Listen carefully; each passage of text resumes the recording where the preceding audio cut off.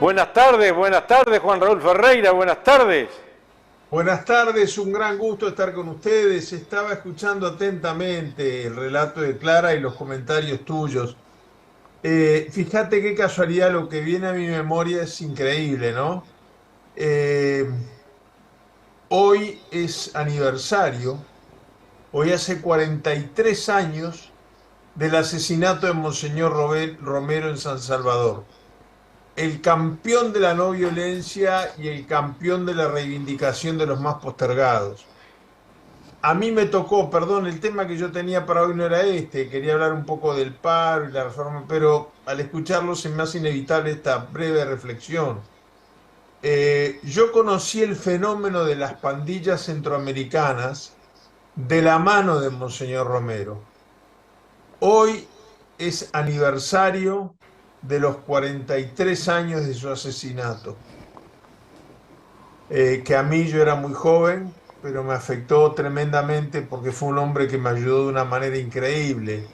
Si la cámara tuviera una capacidad infinita, se vería que mi escritorio está presidido por un retrato suyo y que a mi izquierda, entre las tres o cuatro cartas que tengo emblemáticas que me inspira solamente mirarlas de lejos, tengo una carta que él mandó, señor Romero, hoy San Romero de América, que mandó a la Conferencia Episcopal de Estados Unidos pidiéndole que asistiera financieramente y que contribuyera al trabajo que estábamos haciendo en la oficina donde estaba yo, la Washington Office on Latin America, que monitoreaba la política exterior de Estados Unidos.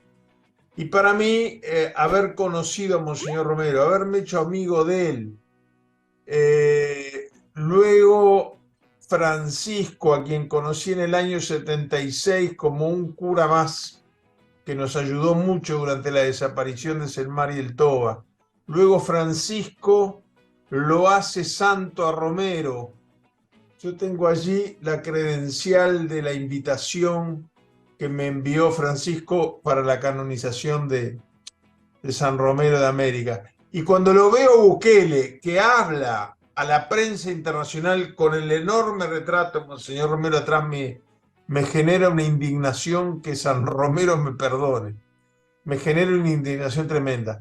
Y es muy cierto lo que ustedes dijeron sobre el final de la información de Clara. Bukele es un hombre que ganó las elecciones y que irrumpió como un outsider al sistema político salvadoreño por la crisis de sus partidos políticos muy atomizados, muy peleados entre ellos y muy divididos internamente. Pero Bukele llega como un tecnócrata internacional que viene a plantear soluciones no políticas, meramente técnicas, no contaminado por esa cosa sucia que era la política. Así accede él, primero alcalde de San Salvador, luego a presidente de la República, y ahora es a través de esta represión infernal. Es tremendo el problema de los pandilleros, es tremendo, pero nada justifica el trato espantoso, inhumano, que todos podemos ver todos los días por televisión de los pandilleros en ropa interior, esposados atrás. Cada celda de 100 metros aloja 100 pandilleros, o sea, 1 metro cuadrado por cada uno. Hay seis cuchetas de metal sin colchón, un inodoro y un lavamanos, cada 100 personas. Ese es el trato, yo me pregunto, y todos cadena perpetua, ¿no? Y juicios de a 1000 en un paquete.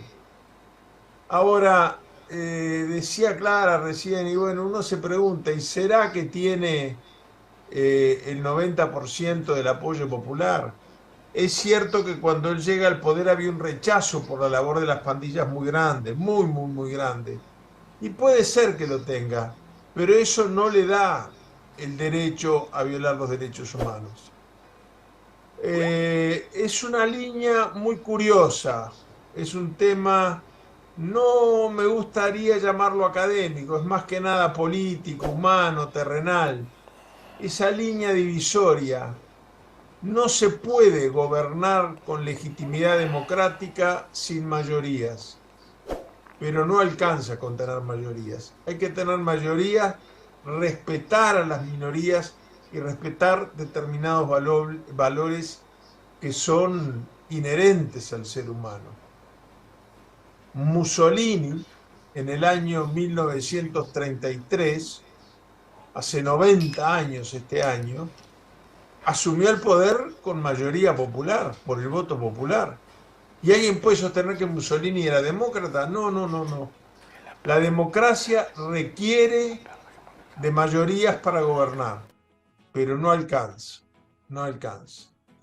Y es interesante de ver, yo justo estaba mirando alguna documentación del Salvador, perdón que me fui un poquito por la rama, pero me pareció importante esta reflexión.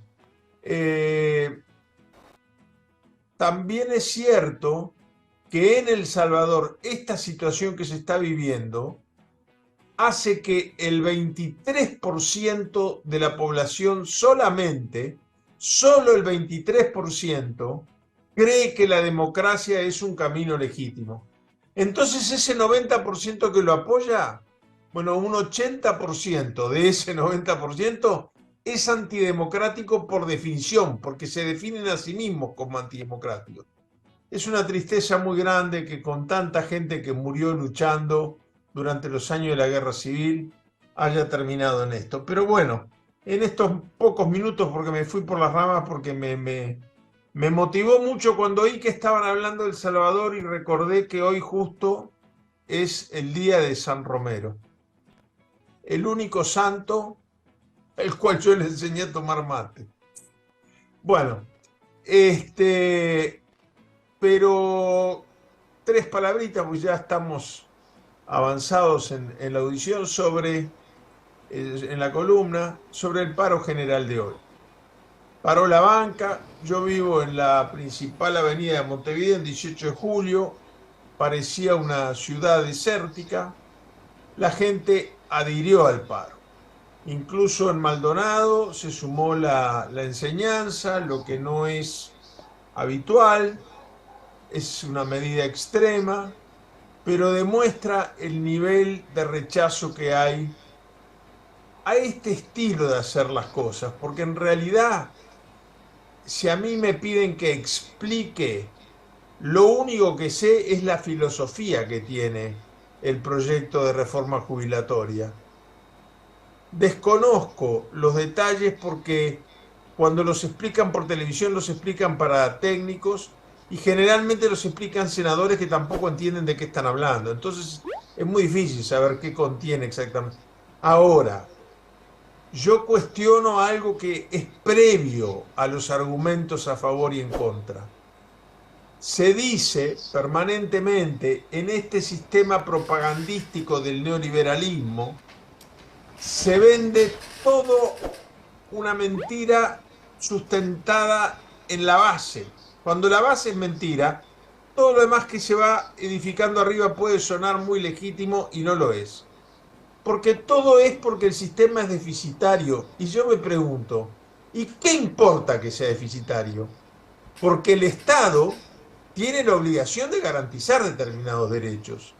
El derecho a la salud, a la educación y al retiro digno son derechos del ciudadano que si el Estado no tiene recursos, que los consiga. Pero no estamos hablando de una empresa de pesca, no estamos hablando del banco de seguros, ni estamos hablando de una empresa de venta de energía eléctrica. Estamos hablando de la previsión social, del derecho al retiro de la gente que aportó durante toda una vida cuando trabajó.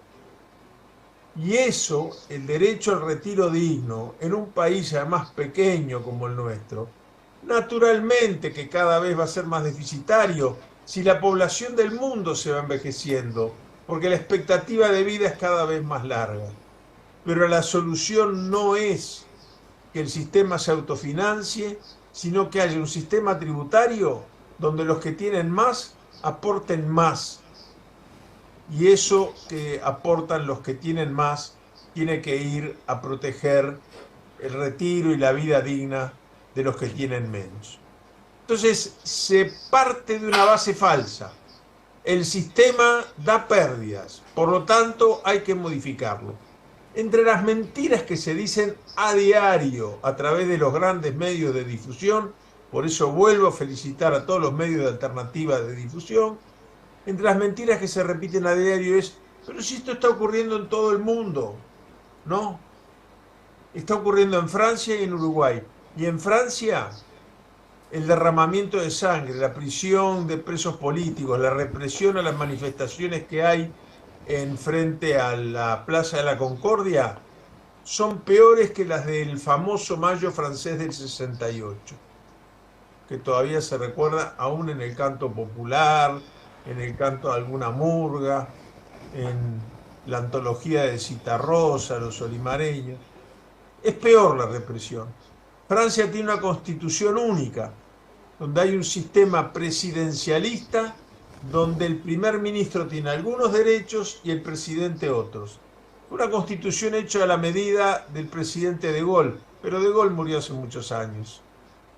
El presidente Macron vio cómo censuraban a su primer ministra, puede caer la primer ministra, Macron seguir, pero la Constitución francesa le da al presidente la facultad, cuando ve que va a perder la votación en la Asamblea Nacional, como acaba de ocurrir con la reforma jubilatoria, cuando ve que va a perder la mayoría nacional, decir, bueno, lo apruebo por decreto. Imagínense si acá fuera así. Los líos, otra que Luke, los líos que hubiéramos tenido. Por suerte nosotros tenemos otra constitución y yo tengo mucha esperanza de que en la discusión que está habiendo en la Cámara de Diputados no se logren las mayorías para una cosa tan injusta como hacer más largo el periodo de actividad de los futuros pasivos y tocarle el bolsillo a los que ya están en una edad de retiro. En Creo realidad, que si no se lograran los votos, ganaría la sociedad entera, incluso los partidos políticos. Todo el yo creo sistema. que sí. Yo Porque creo que tendría sí. más espacio para discutir. Habría espacio para discutir y además se le daría a la gente la señal de que puede incidir en las decisiones cuando se hace escuchar. Estoy de acuerdo. Me queda pendiente la historia del Papa. Un día de esto, ¿sabes lo que voy a hacer? Te voy a llamar más temprano, la vamos a grabar y después la sacamos grabada. Bueno, cómo no. En Porque otro además espacio. tiene que ver con el inicio de mi columna que estaba referida a San Romero. Yo cuando lo conocí, cuando fui embajador en Argentina y me reunía mucho con el actual Papa, que era arzobispo de Buenos Aires, le hablaba muchísimo de Romero. Entonces cuando pasan los años, mi padre ya muerto, yo acá en Uruguay, y recibo la invitación del Vaticano firmada por el propio Papa para ir al momento donde se le hace santo, de acuerdo a la tradición católica, a Monseñor Romero, que tanto me había ayudado en mi exilio, fue uno de los momentos más emocionantes de mi vida. Queda pendiente. Nos vemos, un abrazo, gracias por estar. Un abrazo muy grande hasta el jueves que viene. Nos reencontramos el jueves.